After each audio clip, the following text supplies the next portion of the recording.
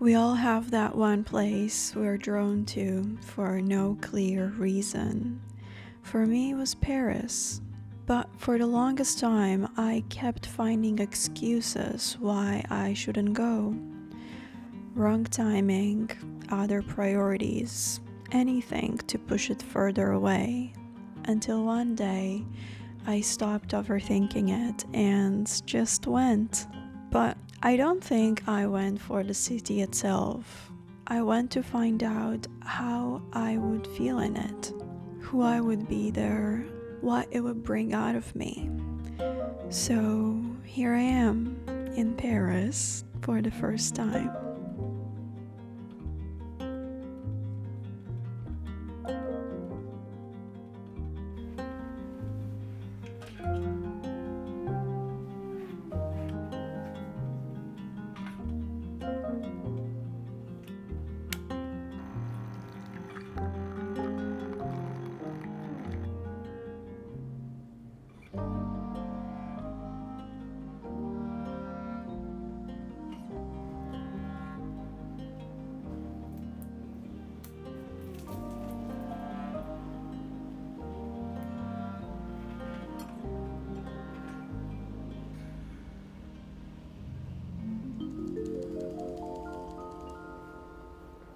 Hello, beautiful people. I'm in Paris. Oh my god.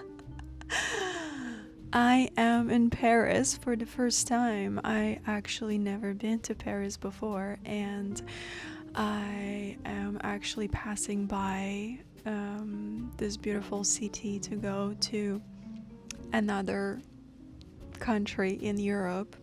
I always wanted to come to Paris, but I didn't have an excuse to do it. And when I was booking my trip to Europe, I was like, fuck it. I'm just gonna book my stay in Paris and go to Paris first and then go wherever I need to go.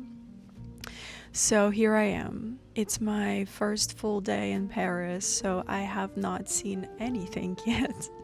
But one thing you know about me, I will not leave myself without a beautiful place to stay. And I actually had a pretty tough challenge this time because Paris is not the most spacious, the cheapest city in the world. So I was asking around. I have a lot of friends who visited Paris. I did a lot of research.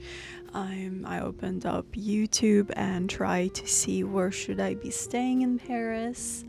And I realized every single person said that don't bother booking a hotel because hotels in Paris are shoeboxes.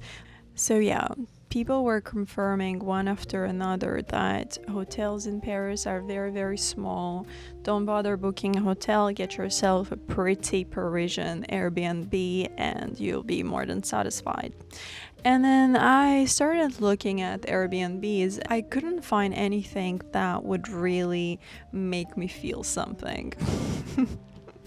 I was just looking at places and nothing, literally nothing. For days I was looking at things, and I am very precise with the things that I want, and I was like, you know what? Maybe I just need to take a look at the shoeboxes, because if this is the charm of Paris, I might as well see it. And so I booked this hotel in the 9th, and it's so fucking cute.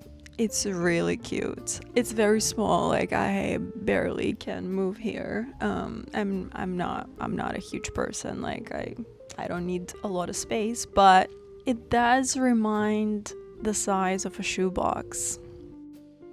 It's very small, but how charming this place is. Oh my god. And I want to say that space perhaps can be limited, but this is not a limitation. This is precision, because everything in this room is so on point. Like, there's no excess of space, but the details the details of this room is so cute. And I think if this room was bigger, I think the details would get diluted and it wouldn't be as charming. So I'm really satisfied with the choice of my hotel. And I have this cute balcony as well. I face the courtyard and it's just so cute. I don't know. I don't have much privacy because I see literally the window of another side of this building. But I don't know, it's just so cute. And I am on the top floor, which means this room belonged to a maid. Back in the days, the top floor of those type of buildings were very, very small, and they belonged to maids who used to take care of, a whole family who lived in the house. And yeah, and their rooms are very, very small. And I don't know, it's just such a charming way to start my trip, to book myself a shoebox / maid room to experience how it is, how is life in Paris. And I kind of love it. I love it. My favorite movie, one of my favorite movies, is Grand Hotel Budapest. I love the set of that movie. It's so gorgeous. Like, I love the hotel itself, like the interior of that hotel so much. And somehow this hotel that I'm staying in right now reminds me a little bit of Hotel Budapest, and I don't know, it's just so fun to think about it. And my room literally looks like the room of the stuff that used to live in Hotel Budapest. Yeah, I don't know, it's just such a funny coincidence. But yeah, so I'm gonna be staying here for at least 2 days and enjoying this shoebox. And you know what? I actually don't like calling it a shoebox because it's not a shoebox. It's more like a jewelry box because it is also small, but it's just so beautiful. There's so many beautiful details inside this room, and it smells so nice. And in general, Paris just smells so different. I like the smell. Maybe that's spring coming, it's April, but it's just every detail here. My feeling here is I feel so much different here, and I'm enjoying it, like, literally. Wow. In that moment, I hadn't yet decoded what was that feeling. It was shapeless but intense. Like my body understood something my mind was refusing to translate. To get it all figured out, I did what any reasonable tourist would do in that state. I went to explore. And the first thing I went to see was him. Yes, I came to Paris to see the Eiffel Tower. There I said it.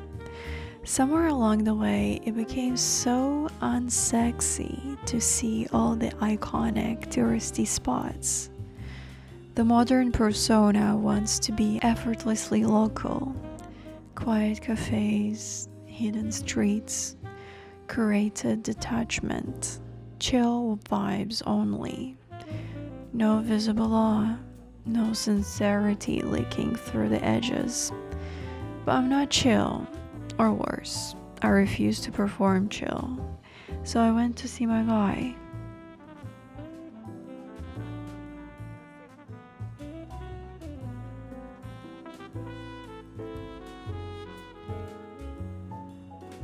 You know, one of the reasons I created this channel was to capture myself, my thoughts, my youth, so I can watch her from aside and see what she's like, what she noticed in this lifetime, what she felt, what she became because of it. We're constantly surrounded by opinions from people who will never live our lives. Some wish they could, others judge our choices from a distance. All of that comes and goes, but what actually stays is the experience itself, the memories, the feelings of things, like seeing the Eiffel Tower for the first time. At this exact age, in this exact body, I'm so lucky to have been born into. And honestly, there is something almost absurdly beautiful about it. Capturing it like a small celebratory act of being alive. Turning it into a permanent digital memory I can always come back to.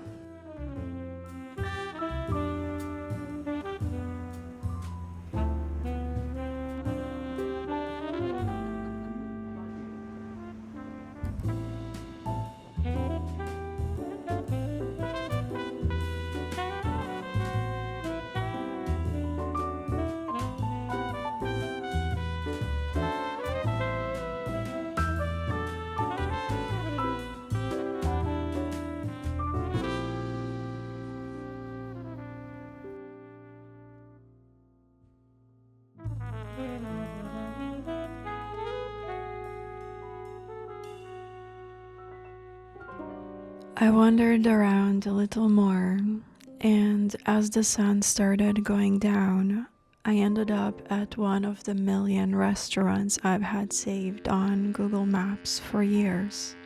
Just sitting there in my digital cloud, waiting for this exact moment.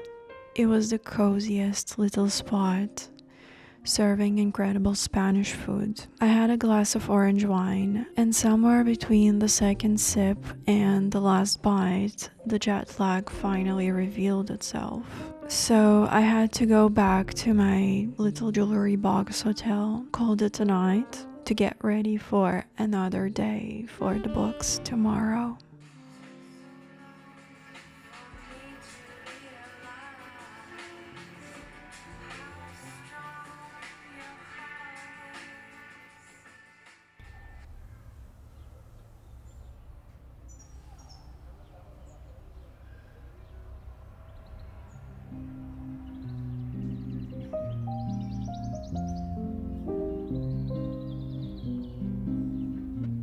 Thank God the French served breakfast at 7 a.m.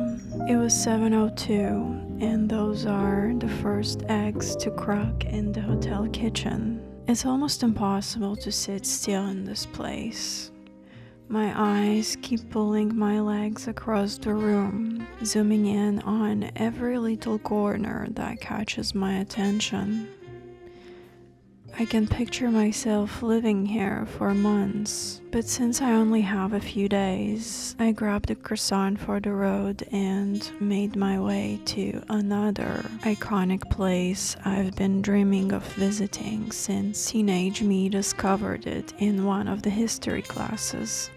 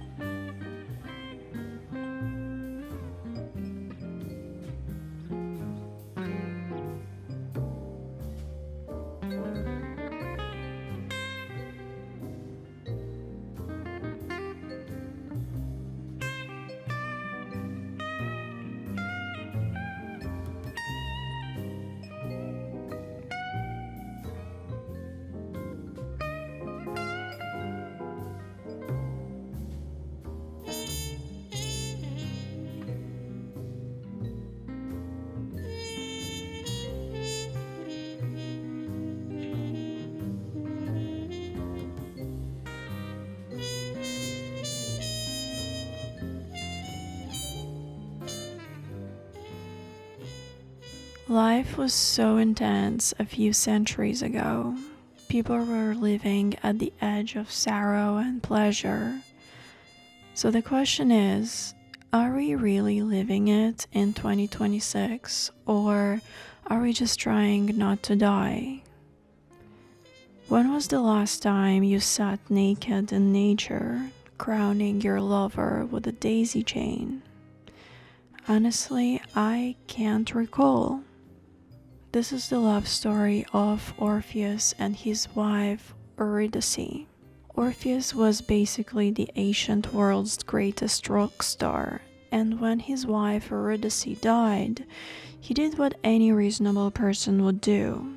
He marched straight into hell to get her back. And it actually worked. He charmed the literal god of death, who said, "Fine, take her, just don't look back." The one simplest possible condition imaginable. One job. He had one job. And this man, who had just successfully negotiated with the king of the underworld, could not walk for 5 minutes without turning around like he forgot something at the store. And just like that, she was gone forever, and he could never love again. He chose one moment of doubt over a lifetime with her. The moral of the story: don't look back, don't doubt, keep walking, trust the journey, protect your love, but be willing to go through hell for it.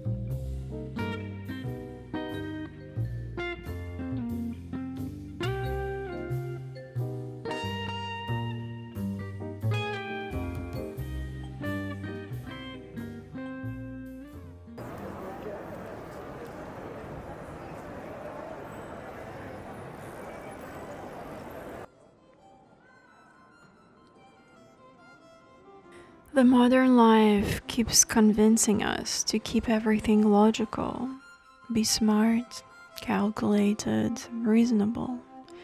But living like that turns the plot twist into something distant, like a way humans used to live before everything became optimized and emotionally pre-approved to avoid any risk. And on this trip, I don't know, I just felt like anything was possible. Like maybe we can actually choose to live the fairy tales we keep telling ourselves. Maybe we are not always supposed to avoid suffering, but we also don't have to sit in it, waiting for life to happen to us and pushing pleasure away. We can say "I love you" first, move across the world just for the plot twist. Feel Parisian today and Mexican tomorrow. Life is full of different destinies we could be living. We just have to choose one and commit to it without looking back. Sending you my love.